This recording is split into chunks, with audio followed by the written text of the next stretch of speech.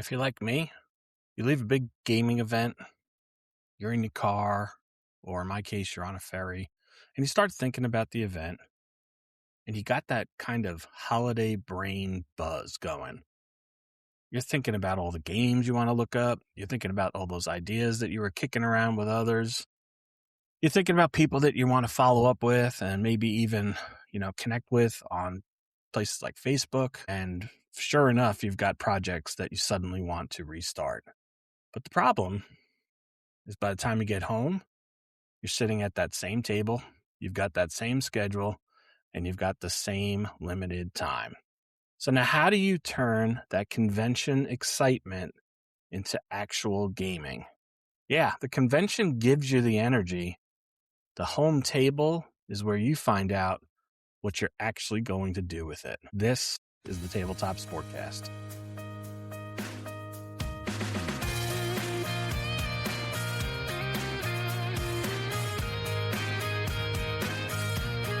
Welcome back to the Tabletop SportCast, where the best stories aren't just told, they're played. I'm your host, James Cast, and this is episode 254. Today, we're going to talk a little bit about Digital to DiceCon 2026. I'll give you a short recap of the event, but more importantly, we're going to talk about what we do when we come back from these events and how we take that energy that we felt at the 2, 3, 4-day event and turn it into something meaningful on our tabletop. Yeah, Digital Dice was great. We're going to talk a little bit about that as we get into the Around the Table segment. I'll talk about some of the things that I was dealing with as I was kind of there on my only day of the event. It was at least the 2 official days. And I know people were probably taking advantage of everything for a couple more days outside of the 2 official days. But, in the larger theme, though, we do want to talk about what happens after a convention, or maybe it's an online event or just some kind of community gathering, because these events do a lot to kind of recharge the hobby.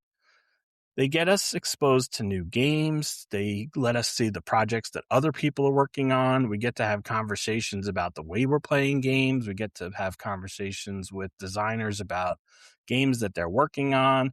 We get to hear about the projects. We get to hear about just how people approach the hobby in general. And more importantly, as we've talked about in the past, we just get to talk to people.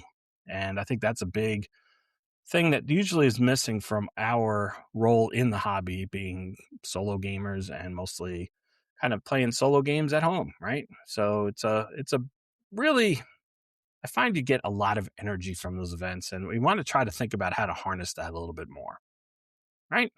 All right, before we get too deep into today's main topic, let's take a quick look around the table, and today we're going to focus mostly on Digital to Dice. So my experience, which I'm going to try to focus on first and foremost, centered around Saturday. I did not come to the convention before Saturday. I ended up staying on Long Island, not Connecticut, and made the trip up just in the morning.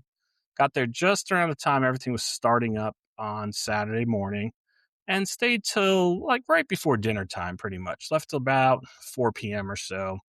And, for the most part, got a full day out of it. Had a chance to sit down and talk with a lot of folks. Didn't really play that many games, in fact. While I was there, I didn't play any games. I did help run the golf tournament, the Play Golf Tournament. Played the Connecticut River course, and we had about 11 participants. So I mostly decided to hang out and organize that, just make sure I was available. Didn't actually take part in the event itself, but when I left and got back home, I did kind of roll out my 2 rounds, and I would not have been in contention. I would have finished back at like even par, way out of contention. I think Keith Avalon will be doing a full write-up of the golf event, so you'll be able to get the full recap of that from him. In addition to that, got a chance to see a few other games. The running joke, as we all know, was that last year at Digital to Dice, I kind of cleaned up during the raffle, and it was going to be they were trying to, we'll call it cast proof the raffle this year. So they had some new interesting ways of running the raffle, which I thought was kind of cool. And sure enough, though, my name did get called. I thought they were going to run the raffle on Friday, and I was like, okay, then I won't even be part of it. But they ended up moving the raffle to Saturday. I was there, put my hat, in the ring for a few different things, and ended up getting it called for one thing in particular. And so the game that they decided to play was they pulled two names out of the bag with the raffle tickets. And from those two people then had to roll two six-sided die. They had two large die that you had to kind of roll both hands. And we saw who had the higher score of the 2d6, which was kind of cool. I thought that was a fun way to do it. And I went up, can't even remember who I went up against, to be quite honest, but they rolled first and they came out with, I think, a 7. No, they ended up with a 6. They ended up rolling a 6. So I was like, okay, I have a chance here. So just to make it a little more dramatic, I decided, let me roll one die first. I wasn't too concerned if I was going to win or not, but I rolled the first die and only got a 1. So beating them was going to take a 6, and tying them was going to take a 5, and then there was a whole other tiebreaker scenario that they had built in.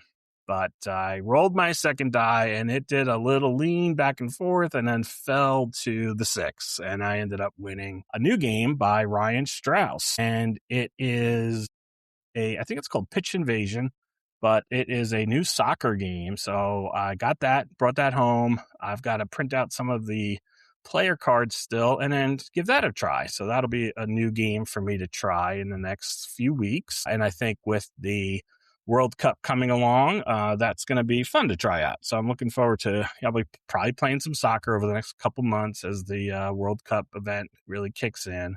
And Ryan's game will probably make it to my table. So that was one of the new games that I watched him play. I watched a few rounds of, a few turns of his game just to get a feel for it. So I definitely have a decent feel for it, but I definitely need to go through the rules and get a better understanding of it. And I'll probably be reaching out to Ryan as well just to get a little bit more info as I go through it, as I try to get some questions answered. But very cool. So that was my new game that I came home with.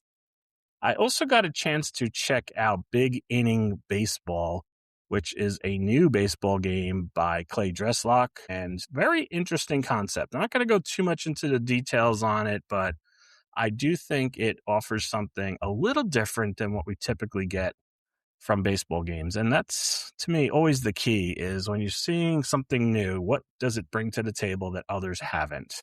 And right now I'm playing a lot of baseball at this point. I'm playing some History Maker baseball, playing some Payoff Pitch, playing some Fast Inning baseball. I've also got History Maker Baseball Express coming to the table every now and again, and been doing some play testing of Round Trip Baseball, which is going to be Gary Brown's new game. So some very cool baseball games, and it's that season where I'm really into getting a lot of baseball to the table. So I think probably try Clay's out as he kind of makes some revisions to it also and see, where that fits into my plans. Beyond that, it was mostly just sitting down and talking with folks. I had every intention to play a couple of different things, but really I never got a chance to. And I probably had opportunities to, just never really went in that direction. And sometimes that's what it's about. Like I did the same thing pretty much at IndyCon. Played a couple of games at Indy just to try out some newer games that folks had. But at this one, being that it was only there for the one day, I think I really just tried to focus on catching up with folks, having some,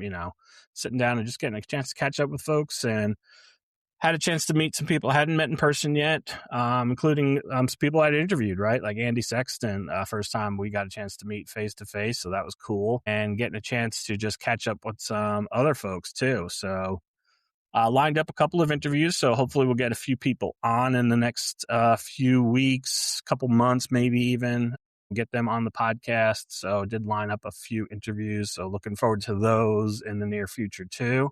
Loosely lined up at this point. We haven't really nailed down dates, but at least got some commitments from some folks, and we'll work on our schedules and try to see how that will play out. But they did a great job, and I think everybody has kind of caught up to everything that Dave Gardner was dealing with. So I didn't really get a chance to see him for more than like 5 seconds, pretty much. Just had a chance to say hello, wish him well. And I do wish him well. Hope he gets a nice speedy recovery here. Looks like he's already kind of on the mend, which is great. But, we're disappointed that he couldn't take part in it more. I'm sure he really wanted to be there. And, if you're not feeling well, you got to take care of you first, right? So I think he made the right call by kind of bowing out when he did. And Mike Canestrari also did a great job of organizing everything. He does a fantastic job of putting everything together and keeping things running. And, kudos to everybody else for just making it work across the board. So, I think everybody did a fantastic job. And it was more people than last year. I think they expanded the room a little bit or worked on the setup of it a little bit, and it didn't feel nearly as cramped as it did the previous year. So whatever they did worked, and I think it just felt a little more open than it had the previous year. So good job by them, just kind of thinking about the logistics and working on that. So fantastic job, and it was great seeing everybody. So I had a great time. I think the event went off really well. Looks like everybody had fun with the season ticket baseball tournament that they had on Friday. I heard some funny stories with that. So fantastic job there too. And that's kind of a wrap on Digital to Dice. But also around the table, I talked about a couple of the games. I think there's some other things out there people should be definitely checking out. Check up on your latest with some from the game companies. I know that there's been some cool videos coming out of 49 Sports Games as Grant Fines is working on a soccer game himself. Play has released a couple more card sets, including some things for the games. And they also had a video probably last week regarding the new direction for what was Baseball America and is now being called Baseball Alternative. So their fictional baseball league had to get a rebranding due to some conflicts in interest in terms of somebody else already owning the Baseball America brand. So they had to kind of switch gears a little bit, and they kind of updated us on what they're doing with the fictional baseball, including releasing a couple of more new seasons that will be coming out. So that should be pretty interesting for all those who are huge fans of that entire fictional line of the Century League, of the Continental League, and then finally what is now going to be called Baseball Alternative. Yeah, so I think that kind of catches us up for the most part on Around the Table. As I mentioned, what have I been doing? Mostly baseball. It's been a big baseball focus as I kind of move through quarter 2 here, as well as wrestling. That's my quarterly project. So really having a lot of fun working through what I'm calling the XSE Origins, running kind of like the first 13 weeks or first 13 shows really of the new XS Entertainment. XS Entertainment, I think is what I'm going to call it. So very cool and having a lot of fun with that. And that's been a blast. So that's really been all I've been focused on. And yeah, I think we should kind of turn our attention now to today's main topic.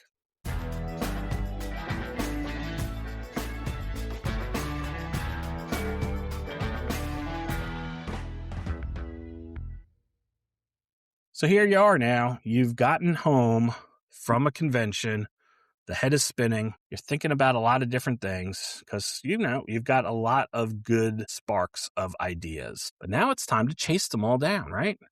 And not every idea that you have is something that you need to turn into a project. This is a great time to kind of take that step back and think about it a little bit and just say, yes, I came out guns a-blazing. I've got everything I want to do. Now let's take that step back and let's think a little bit more about what I'm really interested in pursuing. Some of your ideas are going to be like new game purchases. You're definitely going to have some things you're going to want to go pick up. Maybe it's card sets. Maybe it is a new game that you're really interested in going out and get. For me, some of them become podcast topics, right? I come away from there and I've got some content that I want to create. Some people might have some articles that they want to write or posts that they want to make, whatever it might be in terms of content creation. That is definitely some of the ideas that we come out with. And we certainly get future projects that we're going to be interested in doing. We hear something that somebody else is working on and we go, wow, that would be really cool to be able to do that, right? And then you have some that are just those passing kind of inspirations. Like it sounds really cool, but you also realize pretty quickly that's not something that's cool for you. That would be cool for somebody else, but it doesn't really sit in your wheelhouse, right? So now your first step is to think about sorting through all of that buzz that's going on inside your head. And instead of really reacting to everything, you want to start to figure out the things that you really want to drive and take action on, right? Because convention energy, it's like the raw materials, right? You see all these great things, you're like, oh, I can do something with that. I can do something here. I could use that. But that doesn't mean that all of that has to become like your new assignment list, right? Now, you take those raw materials, you decide what things make the most sense for you, and it has to be for you primarily. So, my first recommendation is when you come away from a convention and you get back home and you're looking into your game closet or you're looking at your table or you're sitting down at your computer and thinking about what project do I want to do, that is a really good time for you to just kind of like pause for a beat or two and think about what's that idea of all those ideas. What's the one that keeps kind of coming back to me? What's the one that just, no matter what I do, no matter what focus I switch, I seem to be drawn back to that one single idea again? And really try to narrow in on, once you get home from the convention, what are those one or two ideas that are really starting to stick? Those are the ones you want to start to really try to focus in on. And again, it may be something brand new. It might be that new game, or it might be an old game, right? It might be a game that you kind of forgot about, and now you've got that new energy around it, right? Or maybe you saw somebody else and you thought, wow, you know what I could do? I got a really good idea for a replay project, right? It came out of one of these conversations I was having at the convention. I was talking to so-and-so, and it just felt like, yeah, I could really do something with that.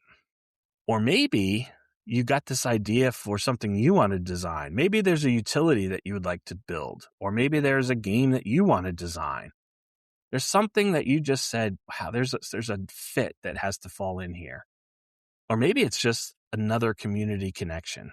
You're thinking about, wow, there's people that I met, and I know I talked to them last year, but I feel like I haven't really connected with them at all in the whole year, the 300 days between these two events. We haven't been in contact. I need to work on that.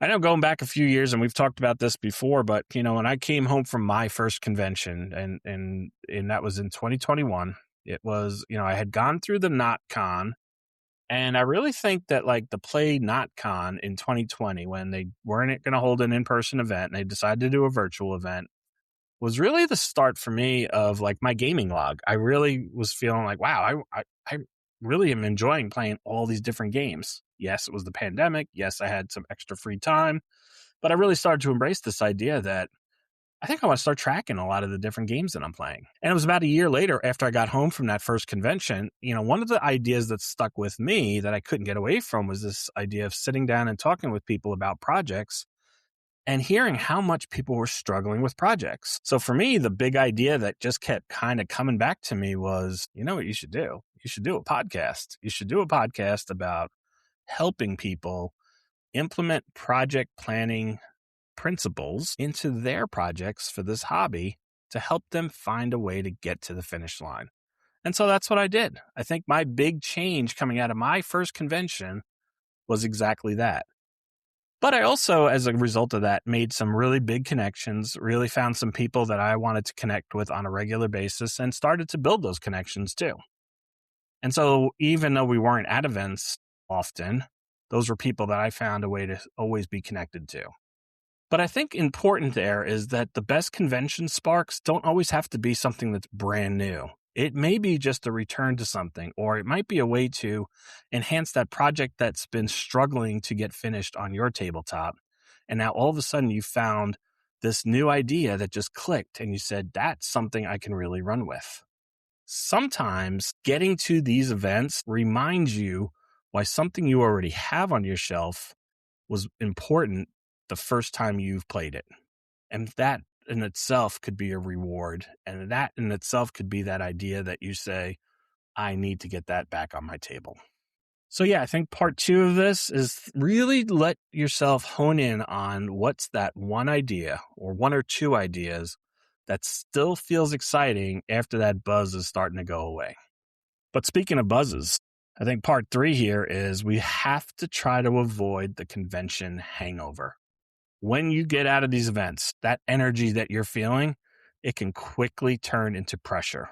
It can be a cauldron, a pressure cooker. You can all of a sudden be like, there's so many things I have to do. And all of a sudden you turn what was fun, your hobby, into just a work assignment.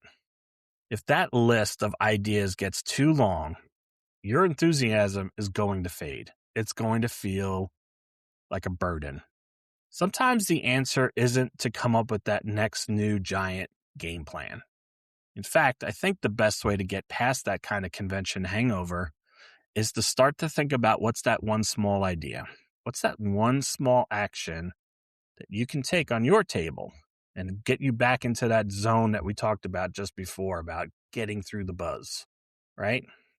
These hangovers can really persist. You can all of a sudden feel like, wow, because you can go around that room and you're not necessarily sitting down and playing a lot of games. There are some people who are really committed to playing a bunch of games, and it was great. It was great seeing people playing head to head, something we don't always get a chance to do. That is certainly something that I kind of wish I had taken more advantage of, was just getting a chance to play a couple more games head to head. But didn't work out this time around. And maybe if I had been there 2 days, that would have been a different focus for me, right? But because I was only there the one day, I really wanted to stay focused on just connecting with folks. But yeah, those people who were there for multiple days, carving out some time to sit down and get some games going was a big piece of the puzzle. The Play Golf event allowed people to connect in a different way. They were working together a little bit, but that game is just History Maker Golf is just great for just being able to sit down, 4 people, they're rolling out their rounds, but they're doing it together, and they're having fun, just connecting. And, it's just like going out and playing some golf with your friends, it's just, except for instead of being all over the course, you guys are sitting at the same table and just getting a chance to kind of joke around and have fun as you roll out a couple of rounds. Awesome. That's a great way to connect as well. But, when you're bouncing around the room and you're seeing all these different games, and you're meeting all these different people and you're hearing all these different ideas, it can start to feel a little bit much, and you need to figure out how to step away from it. So just set up one game. Pick that one game that you're like, man, I really want to get this back to the table. Pick one game. Find that one exhibition match that you want to play. Read up on some rules. I find it every convention I will come away with hearing something about a game that I thought I knew inside and out, and I hear somebody describe something, I'm like, that's different.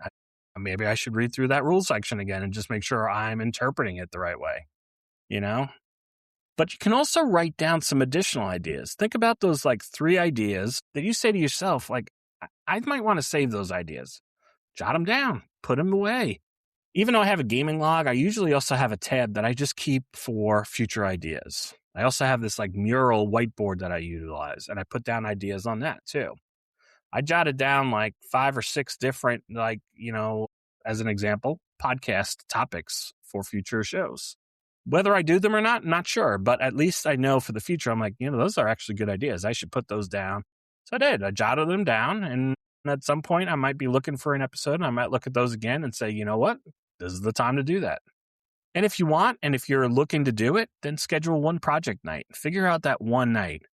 But the key here, just like it was in the previous one, is getting past that convention hangover, getting past that idea of feeling overwhelmed. It's all about just focusing on the one thing, getting back to that one thing that's really going to be helpful for you. Part 4, let's let the community follow you home. Because I really do think that the best thing about these conventions is the people. This hobby is great, and we all enjoy it. And I love playing games at home. And I think a lot of us actually even enjoy playing solo more than we do playing head-to-head or playing in groups, because it's what we're used to. We enjoy the solo aspect of this hobby. But that doesn't mean that it's not great being in front of people, meeting new people, getting a chance to reacquaint yourself with old friends, all the best parts of this hobby. And then having those conversations, getting with like-minded people is a really important aspect to feeling like a member of a community. The digital events, being on Zoom calls or being in a YouTube show, like a live show with a bunch of folks, those are all also great community moments. You don't have to be in the same room. You just have to figure out a way to connect with folks. And you can do that also virtually. You can follow up with somebody, start an email conversation, get on Facebook, friend them on Facebook, take part in the community, a community channel, one or another. It doesn't matter which one it is. Maybe even get a new one going. Doesn't matter, right? It's about the connection, and how do you get the community to follow you home? You don't lose sight of your community. You find ways to connect, comment on somebody else's project. Let them know you're trying something because somebody else was excited about something. And you know what? You were like, man, the way you were talking about that, I just felt like I had to give that a shot too. So I did. I gave that a try. That's a great way to just acknowledge somebody and let them know that you are enjoying what they're doing. Makes them feel better. And it also helps you feel like you're connected too. But I think the important thing here, again, is that convention energy. It's really about the community energy. First and foremost, the games are all an important part of it as well, right? Being at the hotel, being, in the room, all that kind of stuff is important. But the real energy is always about the people and the community. So the important thing really is, as the convention ends, make sure you figure out a way to keep your conversations going. And then lastly, let's turn those inspirations into table time. At some point, you have to move past the idea of having this energy or having those ideas and turning it into doing something actual on your table. I love coming home from a convention and getting really excited about, I'm getting on this guy's website. I'm going to find a new game that I want to, or I'm going to grab that new card set, or I'm going to plan a new project, or I'm going to start organizing my closet a little differently, or just come up with all this wish list of things that I want to do. That's all great. But the real payoff is going to be when I finally take just one of those things and actually have it happen on my table. That gets you back to this kind of idea, right? The whole point of the hobby is to choose a game from your closet, bring it to your table, open it up, and play it. And whatever the inspiration is that gets you to perform that single action, that's what you want to harness. That's what you want to figure out how to bottle, in a sense, and say, that's the thing that I have to find a way to keep my connection to. Because the best way to really honor these conventions and that convention spark is to play something. Just get it out on your table, play it. I don't care if it's a project. I don't care if it's a one-off. Just play something. That's how you really harness these conventions. That's how you really take the energy and bring it back home, is to figure out how to turn it into something meaningful, something tangible, something that makes the hobby worth participating in. And for lots of people, that can be a lot of different things. It doesn't, for not everybody, it's going to end up being playing a game, even though I still think that's what you really want to bring it back to. They might find another way to connect with the audience in a different way. They might want to come back and make a new card set. They may want to create a new game. I really think that, coming home with Ryan Strauss's game, it's a great example of somebody who got a spark from being at these conventions, talking with designers, and having a passion about soccer. Ryan is a passionate soccer fan. And I think he looked around and he kept trying soccer games and just said, there's just something not quite there for me. And so he figured out a way to make his own. And I feel pretty confident that I'm going to sit down and find something that I enjoy about his game, because I've heard him talk about soccer. I know how he approaches the game. And I also know that he has invested a lot of time playing other games. And so he's going to find the things that work in those games and bring them into a game that he wants to design too. And I've seen that from other people who are, fairly new to the design aspect of it. But I've also seen people who have taken this hobby and found a way to connect in different ways. They've written articles for Sports and Magazine. They're like, I never thought I'd be writing an article about this hobby. I've seen people turn it into YouTube shows or turn it into podcasts, and it happens. So there's lots of different ways that you can execute on that. But the key is always to find a way to execute. Find that thing that you're going to do. And don't worry about trying to boil the ocean. Find that one thing. And if that rolls into momentum and you get that kind of snowball effect happening, because that one thing turns into two things, turns into four things, turns into 8 things, awesome, right? But it still has to start with that one thing. That'll help you from feeling overwhelmed. All right, let's come back and wrap up today's episode.